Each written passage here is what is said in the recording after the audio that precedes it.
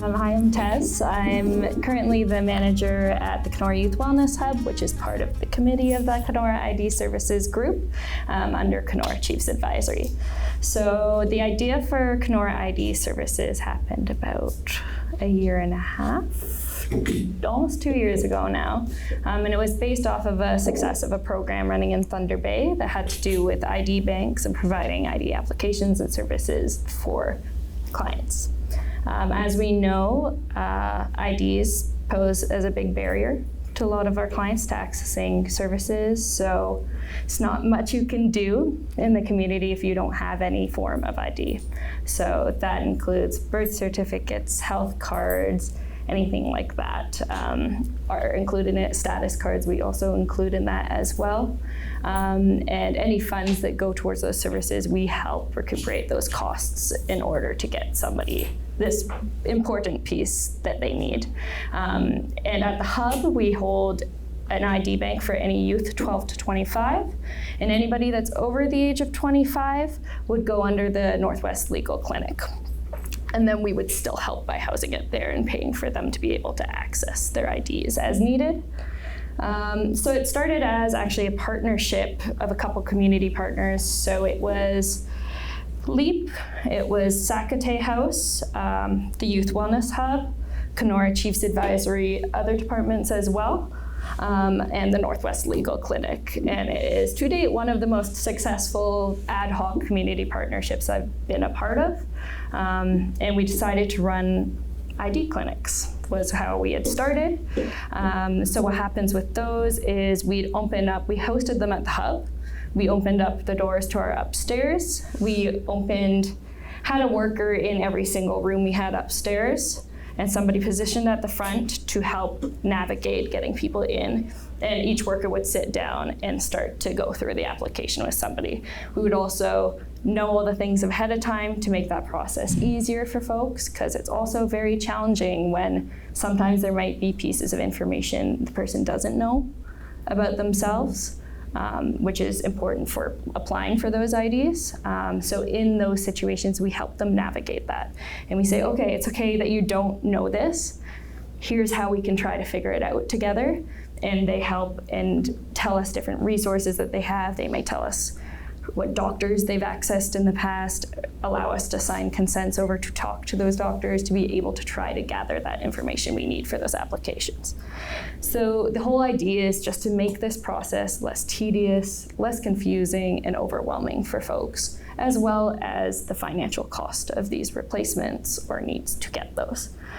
All of them were very successful. I think I pulled up my little numbers here so that I don't forget them. Each one of our clinics, I think it cost about almost $1,225 for each clinic to process all of those applications. So we were outputting over 100 different IDs.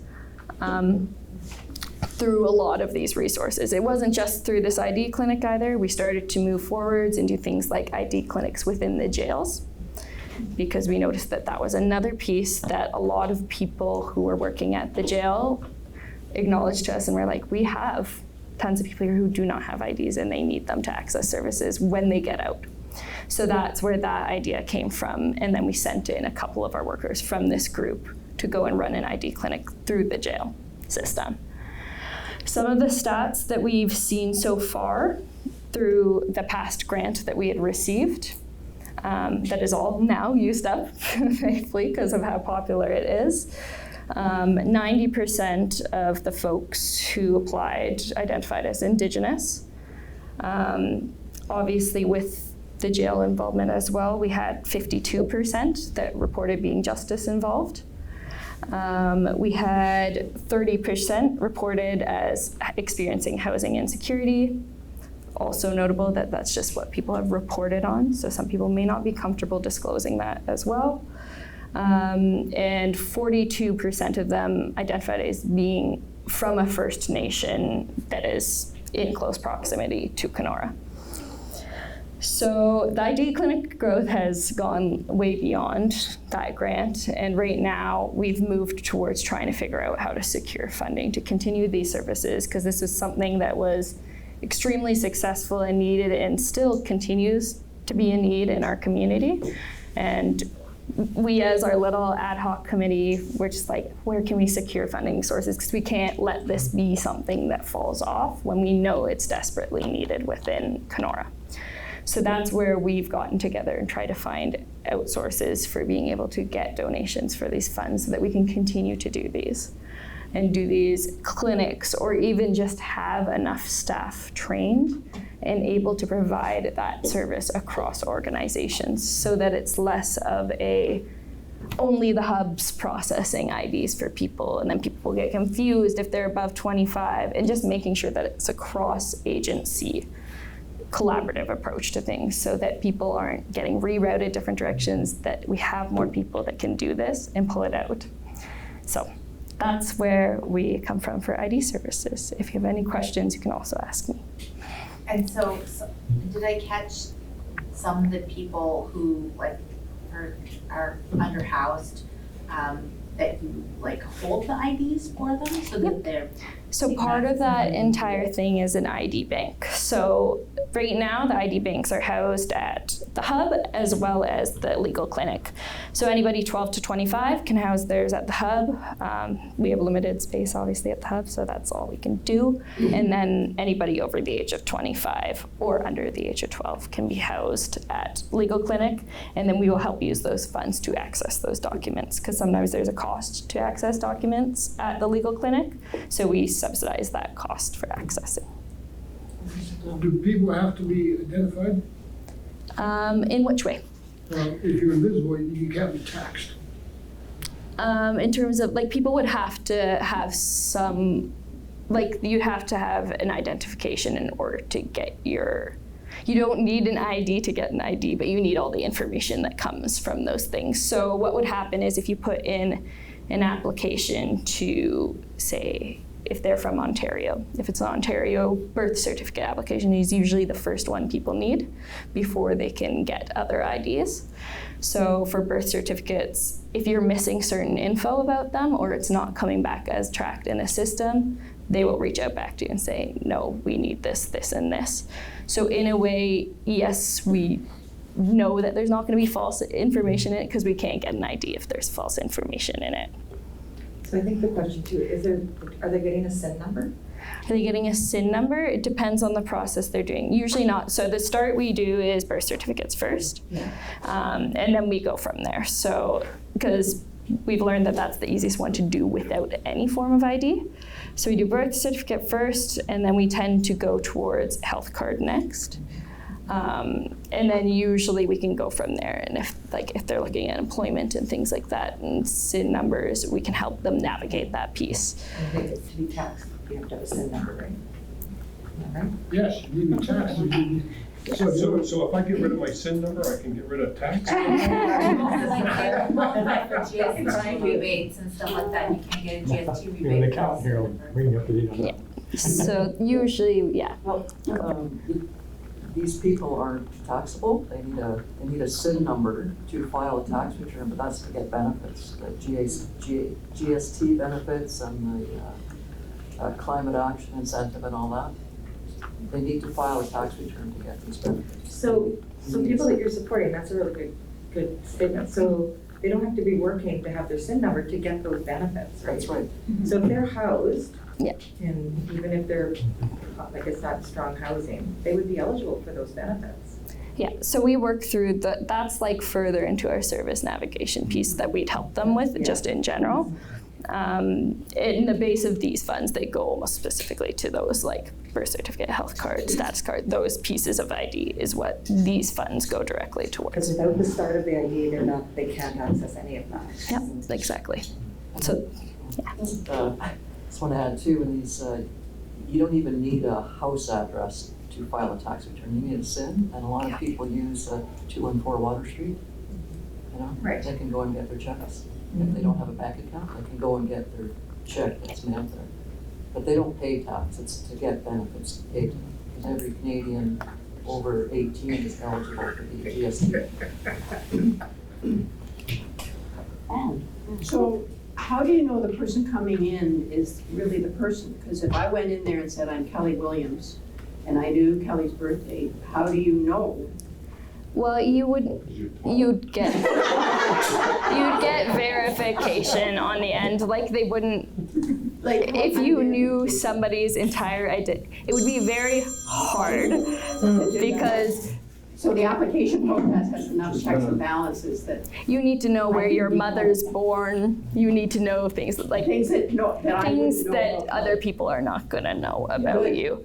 And that's why I say it's a very hard process if they do it on their own. So when we're with them, we try to help them figure it out. And usually that involves getting a hold of any professionals that have had contact with them throughout history that are registered, that we can then verify through personal health information and things like that. Do you go through like the hospital too? Do they have some of those Yep. historical? So that's usually what we do is when we fill out an application with somebody, if we know that there's missing info that we need, we go through it in our brain, we go, okay, who can we contact? Who do you know at the hospital? Who it is? And sign all the consents of sharing for information on that spot. It can be a very lengthy process for some people. The idea is that it's less lengthy there and we do a lot of the legwork on the back afterwards. So we essentially identify those people fast, fill out everything that we do know, and then do the back end work of figuring out those missing pieces. Yes, you may go to the bathroom. So these people that come in, are most of them people who have had ID at one point and have lost it, or are they people who were born in? Yeah, there's a significant amount of replacements. There's some that are first off too. It depends on their immigrants? Immigrants, they could come in and access as well. Do you get any of them? Or? I'd say we've had less of them come through our house. That's not to say we've never had an experience with one or anything like that, but I wouldn't say a significant ratio of immigrants. Probably the most number of people would be people who have lost their ID. Is that right? Yeah, I'd say that replacements is probably the majority of the funds. So, do you think that, you're teaching us how to do it right. Do you think you'll get to a point where it'll be reduced because you now they won't lose them because you have them stored? So, I think sounds like you're still far away from that, but at some point it'll be less and less. Yes. That's the idea, is that if we're able to store them for them and house them for them, it's less likely for people to then lose, damage their IDs, things like that. We have an ID bank. These people come, like it's physical documents. They take them for what they do and they bring them back. Yeah. And just one more. Yeah, nice. I can see in the future where at some point we will have fingerprint IDs or chips, right? They put a chip in the baby as it leaves the hospital. Well, they do with dogs. Gord?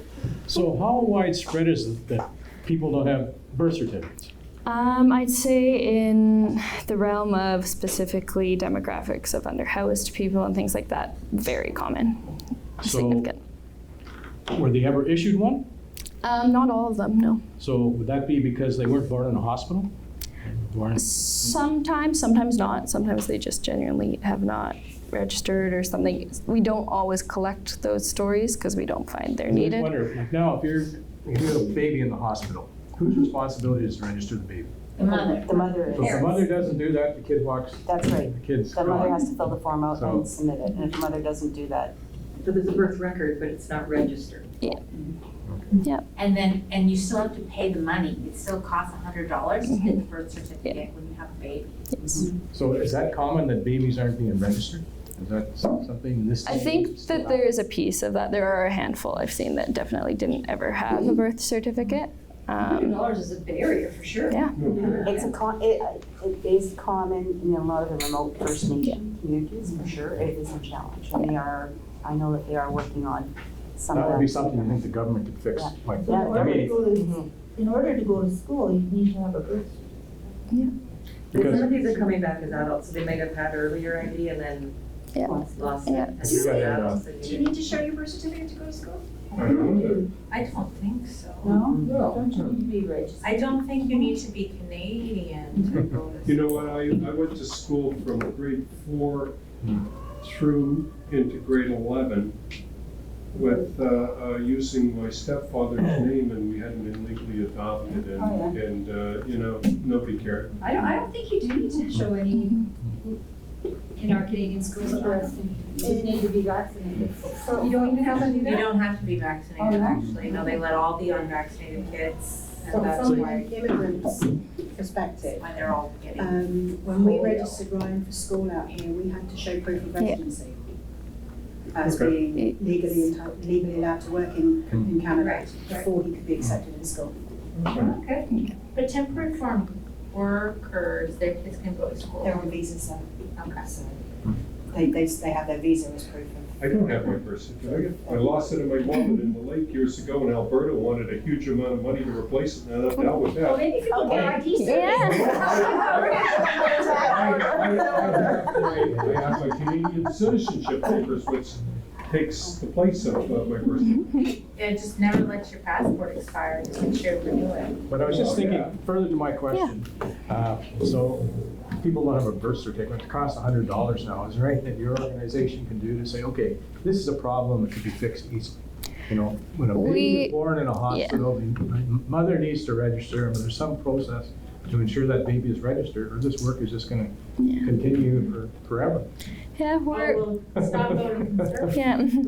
we're advocating constantly for things, but you know, we have only so much legwork as a organization. That should go to Rotary and say, look, hey, how come we can't fix this? Betty can tell you why not. Okay, we need to bring the meeting back into order. Tess, I'd like to say thank you on behalf of the Rotary for giving us that wonderful presentation on ad hoc. Let's get an ID for Kelly. I'm so happy about that. There is. And You can still call yourself Kelly Williams. if you want to Of course. Come on, Christine. Who's gonna take a photo? Ooh, where would you like me? Right in the middle of us. Okay. Donna? Sure.